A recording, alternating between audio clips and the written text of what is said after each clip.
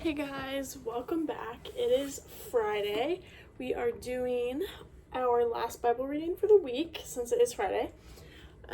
So let's get started. We are on chapter 47, verse of Genesis. Genesis chapter 47, verse 13 through 26.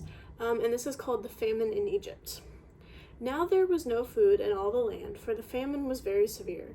The land of Egypt and the land of Canaan languished because of the famine. Joseph collected all the money to be found in the land of Egypt and in the land of Canaan, in exchange for the grain that they bought, and Joseph brought the money into Pharaoh's house. When the money from the land of Egypt and from the land of Canaan was spent, all the Egyptians came to Joseph and said, "Give us food. Why should we die before our eyes? For our money is gone." And Joseph answered, "Give me your livestock, and I will give you food in exchange for your livestock, if your money has gone." So they brought their livestock to Joseph, and Joseph gave them food in exchange for the horses, the flocks, the herds, and the donkeys. That year he supplied them with food in exchange for all their livestock. When that year was ended, he came to them the following year and said to him, "We cannot hide from my lord that our money is all spent, and the herds of cattle are my lord's. There is nothing left in the sight of my lord but our bodies and our lands. Shall we die before our eyes, both we and our land? Buy us and our land in exchange for food. We with our land will become slaves to Pharaoh. Just give us seed so that we may live and not die, and that the land may not become desolate." So Joseph bought all the land of Egypt for Pharaoh. All the Egyptians sold their fields because the famine was severe upon them, and the land became Pharaoh's. As for the people, he made slaves of them from one end of Egypt to the other. Only the land of the priests he did not buy, for the priests had a fixed allowance from Pharaoh and lived on the allowance that Pharaoh gave them. Therefore they did not sell their land. Then Joseph said to the people, "Now that I have this day bought you and your land for Pharaoh, he is seed for you, sow the land. And at the harvest you shall give 1/5 to Pharaoh, and 4/5 shall be your own, as seed for the field, and as food for yourselves and your households, and as food for your little ones." They said, "You have saved our lives. May it please my lord, we will be slaves to Pharaoh."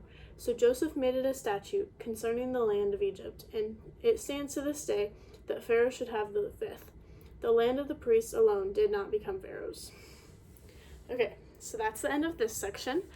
I think it's a very uplifting and powerful section, I think, because this famine is going on, as we've learned, and they're running out of food.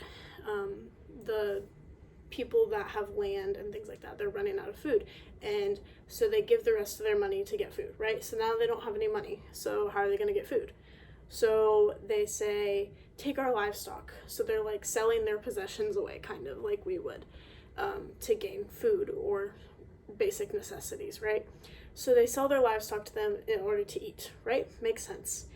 And then time goes by, they don't have any more things to give. So they say, "Take our land for yours and provide us with food, and we will work as slaves for you and work the land for the Pharaoh as long as you provide food for us." So basically, they are slaves for the Pharaoh and do work for the Pharaoh, and the Pharaoh feeds them. So they get 4/5 of whatever the land provides of the food.